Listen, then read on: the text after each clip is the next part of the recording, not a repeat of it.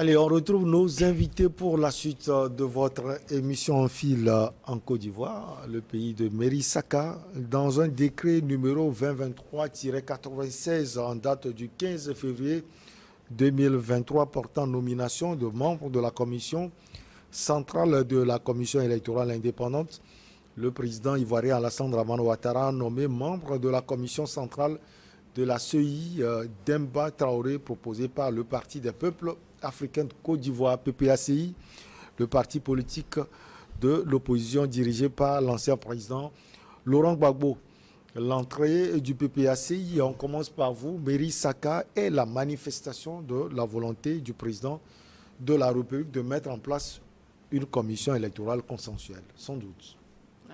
Effectivement, bon, comme vous l'avez dit tout à l'heure, le président Alassane Ouattara a acté le parti des peuples africains à la commission électorale indépendante par le décret numéro 2023-96 du 15 février. Et on le disait à l'entame de cette émission, je veux dire, l'Afrique est dans un processus de paix. L'Afrique pense à vraiment essayer de se mettre ensemble pour pouvoir construire un avenir meilleur. Donc on peut dire que c'est dans cette optique que le président Alassane Ouattara a de cette manière acté le PPA à la commission électorale indépendante. Dans le but, bien sûr, de quoi? Se mettre ensemble, comme je l'ai dit tout à l'heure, voir les choses ensemble. Vous pouvez être différents sur certains plans, mais il y a une chose sur laquelle vous pouvez être en accord afin de pouvoir développer cela pour le meilleur de la nation. Et donc, on peut dire, en tout cas, avoir ce qui se passe, on peut dire que c'est, on va dire, un pan vers une démocratie vraiment libérée, on va dire. Voilà. Est-ce que vous pensez qu'avec cela, les élections ne peuvent plus être contestées en Côte d'Ivoire? Parce qu'on sait qu'en 2010, c'est la contestation de ces élections-là qui a conduit le pays complètement dans la guerre. Plus de 3000 morts. Oui, c'est pas seulement en Côte d'Ivoire que ces choses se passent. Il y a aussi dans d'autres pays. On disait tout à l'heure qu'il a été rappelé au Nigeria que c'est seulement la commission électorale indépendante qui doit donner les résultats. Et donc, pour éviter beaucoup d'erreurs, pour éviter des distorsions, pour éviter des querelles qui peuvent déboucher, comme vous l'avez dit, sur les morts, il faut que les partis politiques se mettent ensemble. Et on peut dire que ça peut éviter déjà... on va dire ces distorsions-là. Voilà, parce que chacun donnera son avis. Ils sauront maintenant axer sur les différentes lois qu'ils ont créées par rapport à cela. Et donc, chacun est maintenant habilité à respecter ce qui est établi pour le bien-être de la population. C'est certainement pour éviter tout ça que ces actions sont posées. Le gouvernement a rempli tous ses engagements quant à la réforme de l'institution chargée des élections, affirmait, c'était en novembre 2022, le Premier ministre ivoirien, Patrice Jérôme Hachi. On a vu cette sorte de réplique du PPACI, du président Laurent Gbagbo. Alors, le président Ouattara avait promis qu'il allait le faire. Bon enfant à Bovi, vous pensez que c'est réglé maintenant? Bon, au vu des choses réglées... Pas du tout. Pas du tout, parce que nous sommes dans un processus et je me méfie d'axer mon analyse sur des principes, certains principes. Avant d'arriver là même, j'aimerais quand même saluer ce travail de fond qu'a fait le président Alassane Ouattara, voulant que le processus électoral aille dans la paix et dans la sérénité pour le bonheur. Tout ce que nous disons, c'est pour le bonheur du peuple. Parce que c'est Frère Adema qui disait que quand deux éléphants se battent, c'est les petits gibiers qui en souffrent. Donc, cette envie d'équilibrer ou bien de faire, de faire une ouverture pour la composition de la commission électorale est déjà une bonne chose. Je salue ça. je ne savais pas. Ça, c'est une surprise. Je ne savais pas il pourrait le faire, puisque lors de leur discussion passée, il avait promis qu'il ferait tout pour qu'il y ait parité ou bien consensus dans la composition de la commission, ce qui fut fait. Mais cela n'explique pas qu'on ne peut plus avoir d'autres contentieux pendant le processus électoral. C'est en raison de cela que je me méfie de répondre oui à votre question. Comme c'est un processus, nous allons suivre de près ce processus et quand le moment serait arrivé. Et on doit encore parler de comment nous voyons le processus, on va le dire. Mais d'ores et déjà, le pas que nous venons de décrypter au niveau de Nigeria, allant dans la paix, que ce soit avant ou après les élections, en faisant signer cet accord de paix avec les différents candidats, c'est encore un ton fort que Alassane Ouattara aussi vient de poser. En Afrique, habituellement, qu'est-ce que nous contestons d'abord avant l'élection? C'est la parité, c'est la disparité dans la formation de la commission. Même chez nous ici, c'est comme ça que ça se passe. Mais aujourd'hui, si le président là prend à cœur ce travail et veut faire un pas géant pour que la Côte d'Ivoire, qui développe déjà des problèmes, que le scrutin prochain n'envenime pas les choses et commence par poser ses pas. Je ne ferai que me féliciter de ça. La consoeur vient de dire ça tout à l'heure, que tous les pays africains maintenant vont vers l'apaisement. Ils ont compris que ce que celui-ci me dira, voilà, ça ne sert à rien de tuer par contestation, de tuer ceux qui nous ont plébiscités. Donc la personne t'a plébiscité pour que tu changes son vécu, son lendemain. Maintenant, à cause de toi, tes contestations, on massacre les gens. Ils sont en train de comprendre maintenant qu'ils doivent changer demain pour le bonheur de nos populations. Alors, Dominique, votre regard sur cette décision et qu'est-ce qu'elle peut apporter à la Côte d'Ivoire? Qu'est-ce qu'elle peut apporter à la Côte d'Ivoire? Est-ce qu'on peut répondre tout de suite? La Côte d'Ivoire nous a déjà initié que c'est un pays imprévisible. Hein. Tout n'est pas gagné d'avance parce que si Gbagbo accepte d'entrer dans cette commission, la CI, c'est parce qu'il sait de quoi cette CI lui a coûté entre-temps quand lui-même il était. Vous savez, c'était par les accords aussi également que la CI sous Laurent Gbagbo a été formée, jusqu'à même Laurent Gbagbo avait perdu la présidence de la CI, et puis Alassane Ouattara a intégré le parti d'Alassane Ouattara et de Bédié ont intégré cette commission qui a été formée sous Laurent Gbagbo, et c'est cette CI-là qui a embrassé carrément la Côte d'Ivoire, parce que c'est là-bas tout est parti. Et certains membres avaient contesté. On a vu devant les caméras comment les résultats ont été donnés quand quelqu'un s'est levé pour déchirer. Et puis c'est après que le président lui-même a déclaré les résultats. C'est pour dire que est-ce que tout est gagné? Moi, je ne dis pas oui tout de suite, parce que les acteurs de cette crise passé, c'est maintenant qu'ils se retrouvent, ces trois partis.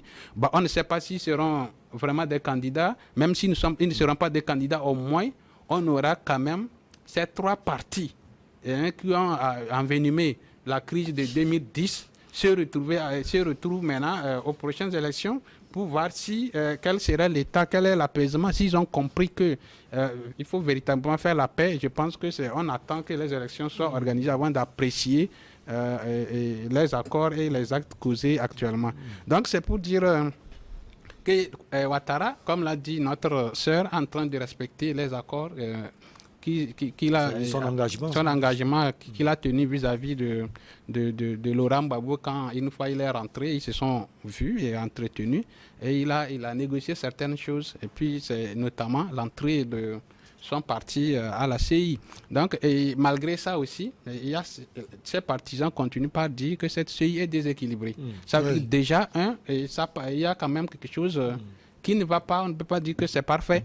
Donc, c'est déjà encore en contestation. Donc, je pense que les acteurs politiques de la Côte d'Ivoire ont l'intérêt. Au même moment, ce n'est pas parce qu'ils le disent que ce n'est pas parfait aussi. Ah, mais bon, quand on dit déséquilibré, c'est l'équilibre rétabli, quoi. C'est vrai que c'est vrai, je pense pas comme Gbagbo le veut qu'Alassane Ouattara va faire la même chose que lui, parce que vraiment, à l'époque, j'avais apprécié quand même la méthode de Gbagbo parce qu'il avait tout accepté. Pour la cause de la paix, il avait tout accepté, cédé certaines choses. Cédé la présidence de la commission électorale. De la commission. Entre-temps, c'était Youssouf Bakayoko. Voilà, et puis aussi permettre à Ouattara, qui n'était pas aussi légitime à la précédente élection présidentielle, de poser sa candidature. Il avait nommé le chef rebelle, l'autre là, premier ministre, mais finalement il s'est entouré des abeilles qui l'ont grignoté à la fin. Donc ça va donner des leçons à Ouattara, mais si Ouattara lui fait entrer à la CEI, c'est avec prudence, et il ne peut pas tout lui donner, et maintenant il pense que la CEI va être équilibrée. Non, je ne pense pas, et ils vont faire avec. Mais le problème, c'est qu'il faut vraiment qu'on arrive à respecter les engagements. Il faut que ces acteurs politiques de la Côte d'Ivoire sachent que la politique n'est plus dans l'animosité.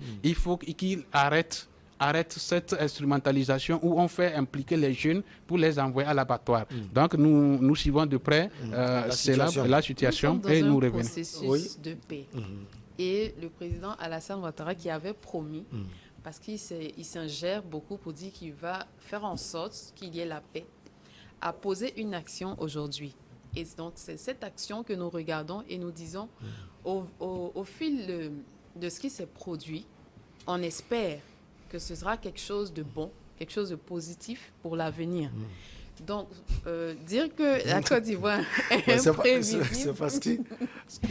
mais quand j'ai dit cela, parce que... C'est un regard de oui, mais c'est pas choquant. Parce que c'est ce qui s'est passé en 2010. C'est pas seulement en Côte d'Ivoire, dans tous les pays, les gens sont imprévisibles. Mais nous sommes sur le dossier de Côte d'Ivoire aujourd'hui. Ben oui, mais on observe même des réunions qui se font à l'Assemblée nationale, même en Europe, où les gens se frappent. Ouais. Donc, ce n'est pas seulement la Côte d'Ivoire qui est imprévisible, ce n'est pas seulement là-bas qu'il y a des problèmes, mais aujourd'hui, certainement à cause de ce qui s'est passé, de la crise qui était produite entre M. Laurent Gbagbo et Alassane Ouattara, ça fait que ça a pris beaucoup plus de l'ampleur, ça a attiré l'attention de beaucoup de personnes. Sinon, il y a un autre du parti RHDP qui a aussi été proposé, Dan Jules Demosthène.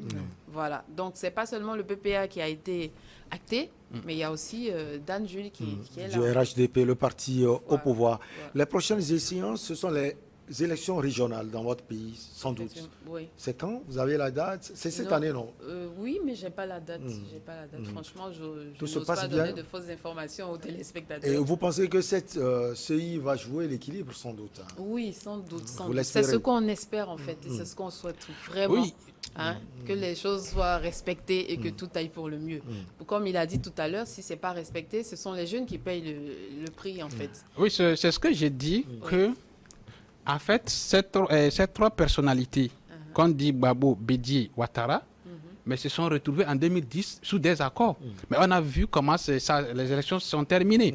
Maintenant, si aujourd'hui, pourquoi j'ai parlé d'imprévisible? Parce que si aujourd'hui, ils se retrouvent encore dans la CEI, maintenant, nous ne pouvons pas... rébellion. Mais qui vous a dit ça? Mais nous ne pouvons pas tout juste dire que mais tout est parti. Mais il faut qu'il nous demande, c'est la première élection actuellement, après la crise ivoirienne, c'est la première élection qu'on va retrouver encore ces trois mêmes personnes. C'est vrai qu'on affirme pas. Oui, parce qu'après 2010, 2015, Gbagbo était en prison. Et donc, c'est ces élections actuellement qu'on va retrouver ces trois ténèbres de politique en Côte d'Ivoire pour mesurer vraiment si cette fois-ci ils ont compris que les engagements qu'on prend. Je suis d'accord avec vous. Voilà. Moi là qui avait choqué. Donc voilà, c'est pourquoi j'ai parlé que c'est imprévisible, c'est un pays imprévisible. En fait, pour mettre la balle à terre, c'est que quand on est en politique, il faut extrêmement faire attention au langage des politiques. Nous avons vu en Afrique et ailleurs des politiques qui ont prononcé des phrases et ils sont contre un autre jour. C'est pourquoi nous prions seulement que les choses se passent comme ça devrait l'être. Pour ne plus avoir... Tout à l'heure, les gens peuvent changer d'idée. Hein. Les gens peuvent... Alassane Ouattara peut changer tout à l'heure d'idée quand il voit que son penchant n'est pas là. Il peut changer. C'est leur politique. Quoi, donc, renvoyer Demba à Traoré? C'est possible, hein, c'est possible. Vous savez qu'il est aux affaires maintenant. Hein. Il peut passer par tous les moyens mais au nom de la paix que nous voulons cultiver maintenant, l'imprévisibilité de Côte d'Ivoire dont a parlé, comment l'appelle-t-on, Lacmon et Katak, Miss Mary Saka. Saka. Au fait, en politique, tout est possible. Tout est possible. Donc, M. Lacmon ne s'attaque pas moralement à la République ivoirienne et à ses dirigeants, mais c'est des constats sur le terrain politique et tout est possible. Et nous allons nous retrouver peut-être un jour sur ce plateau lorsque l'autre acte se produirait et que Alassane Ouattara aurait changé encore d'idée. Nous serons encore ici pour dire que l'imprévisibilité ou la prévisibilité de l'atmosphère politique en Côte d'Ivoire est comme Lacmon l'a dit. Je veux dire quelque chose, cher confrère. Ouais, Je suis d'accord avec vous. Chacun est libre de donner son avis. Donc, je ne suis pas en train d'attaquer la chose. Je veux juste que les téléspectateurs comprennent que ce n'est pas seulement en Côte d'Ivoire qu'il y a des attitudes choquantes. Ce n'est pas seulement en Côte d'Ivoire qu'il y a plus de problèmes. Vous voulez dire qu'il y a au Togo aussi? Non, au pays le problème, c'est que... On a parlé du Nigeria tout à l'heure. Le problème, c'est que... Partout. Le problème, c'est que seulement que nous pouvons puiser les comportements d'ailleurs pour agrémenter ce que nous sommes en train de dire. Tout à l'heure, quel que soit ce que nous allons voir ailleurs, ce n'est pas encore en Côte d'Ivoire. Ouais, non. Nous sommes sur le terrain. Le débat, c'est sur la Côte d'Ivoire. Et maintenant, nous pouvons user de tous les mots pour pouvoir qualifier l'atmosphère politique en général avant de nous recadrer sur le dossier de Côte d'Ivoire. Aujourd'hui, si ce qu'on a fait au Nigeria, c'est bon, on peut s'en inspirer pour le faire. Mais pour l'heure, nous sommes sur la Côte d'Ivoire. Et l'atmosphère, c'est l'atmosphère qui a décrit. C'est l'atmosphère qui a décrit. Il n'y a pas de problème pour ça. Pardon? Mais vous savez que la télévision enseigne, la télévision éduque. Je ne suis pas du tout contre vous. Je le redis encore, je suis d'accord. Non, au fait, je ne serai pas en train d'être d'accord parce que moi, je suis analyste. Que les je ne serai pas... le prix, en fait, Est-ce que je peux... Alors, moi, je ne serai pas d'accord parce que moi, j'analyse et je parle. J'ai une question pour vous. L'atmosphère politique, même en Côte d'Ivoire aujourd'hui, on voit cela, tout va bien. Selon vous, on a vu les trois présidents récemment à Yamoussoukro, c'était lors du prix Félix Houphouët-Boigny. Les trois présidents, ils étaient ensemble avec leurs épouses. On a vu les photos. Il y avait récemment le ministre de la Réconciliation, Kouadio Kona-Bertin, qui s'est rendu également à Daoukro pour présenter ses vœux au président Bédié. Alors, tout va bien ou bien ce sont de simples films qu'on voit? Mais là, je ne peux pas affirmer, en fait. C'est ce qu'on voit. Et ce qu'on voit n'est pas forcément ce qui est au-dessus de la table. Donc, ce qu'on voit, c'est comme on le disait tout à l'heure, c'est un processus qui est en train d'être fait. Et dans ce processus, c'est ce qu'on nous montre pour dire que voici, on essaie d'être vraiment on essaie d'être ensemble. Mais je ne peux pas tout de suite affirmer pour dire que ce qui se retrouve dans le cœur de chacun est vraiment ça, en fait. Voilà, donc je reste sur cette analyse pour dire que c'est ce que nous voyons et c'est ce que nous décryptons aujourd'hui. Alors, dernière question à vous, avant de retrouver Lacmon. Les trois personnalités, elles ne sont pas fatiguées d'être présidentes? Bon, on prend de l'âge. On a toujours voulu que les anciens cèdent la place aux plus jeunes, à condition que les jeunes soient aussi prêts à pouvoir et savoir diriger. Donc, si les anciens, s'ils sont fatigués, personnellement, c'est à eux de le dire. Nous, on voit l'aspect physique et c'est sur ça que nous nous basons aussi. Et donc, s'ils sont d'accord pour former d'autres jeunes pour la relève, il n'y a pas de problème. Mais moi, je ne suis pas satisfait. Non, je peux oublier. Lorsque, à votre question, est-ce que les anciens présidents là ne sont pas fatigués pour céder la place aux autres? Vous savez, lorsque vous êtes un parti politique, juridiquement, et dans tous les compartiments à l'aise.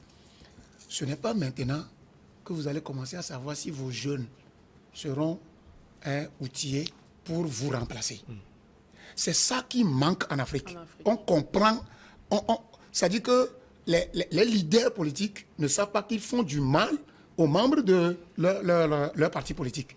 Ce n'est pas aujourd'hui, Alassane Ouattara doit savoir qu'il doit quitter pour positionner un jeune, un peu plus tonitruant, mais un peu plus sage aussi. Ce n'est pas maintenant, ce n'est pas maintenant que Gbagbo, à son âge-là, ne doit pas savoir que je ne pourrais plus y aller, mais je vais positionner quelqu'un, je suis son membre d'honneur. En Afrique, voilà, c'est pourquoi je dis que lorsque ces présidents-là confondent le fauteuil présidentiel à leur siège de maison, ben, c'est ce qui va se passer. Et maintenant, l'Afrique doit commencer. Les leaders politiques doivent commencer par inculquer de principes aux gens. Parce qu'un président, un leader qui n'a pas de remplaçant, c'est un leader échoué.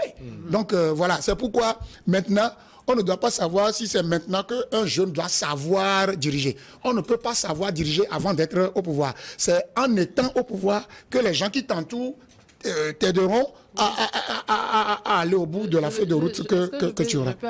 Bon, avant de vous retrouver, Dominique va se fâcher contre nous. Je ne veux pas me fâcher, mais c'est pourquoi j'ai dit je vais faire la caricature de ce qu'il lui dit avant de revenir sur le truc. Mais c'est comme pourquoi les jeunes comme Traoré, pour qu'ils sont tentés par le pouvoir, vont en force pour déposer les gens, non? Donc les jeunes de Côte d'Ivoire aussi n'ont qu'à les enlever. Je n'ai pas dit qu'on puisse faire un coup d'État en Côte d'Ivoire parce que... Traoré a fait coup d'État, applaudi par la CEDEAO. Qui a applaudi? Mais quand Traoré a fait partie d'Amiba, mais la CEDEAO a acté.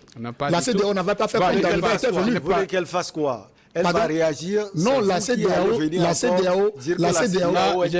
devrait réagir en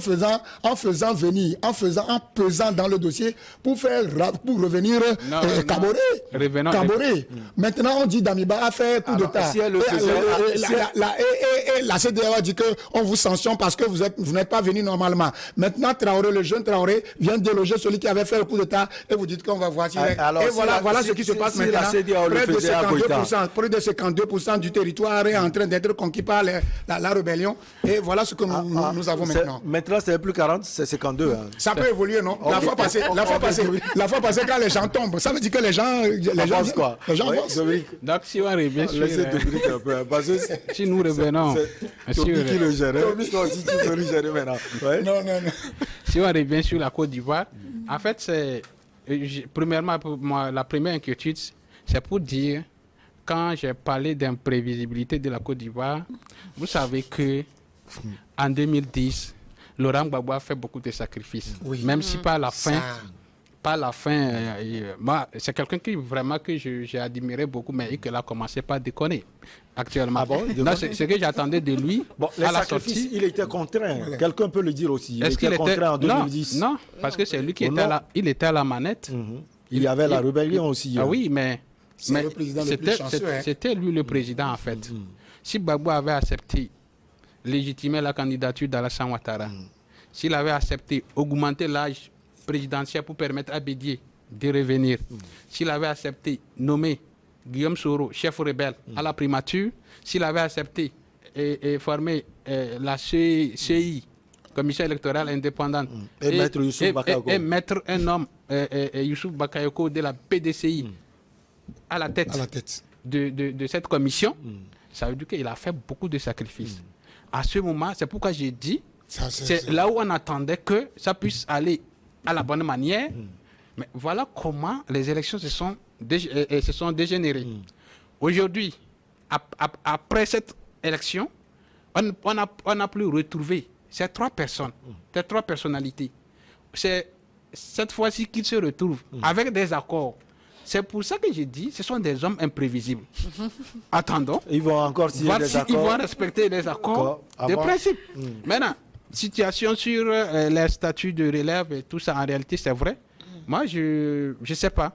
Je ne sais pas si c'est eux-mêmes qui prennent en otage la politique des jeunes Ivoiriens. C'est ce que j'ai dit que j'accuse. Les jeunes aussi la suivent comme ça. J'accuse un peu Laurent Gbagbo parce que à la sortie de la CPI, vraiment, il est rentré dans le désastre.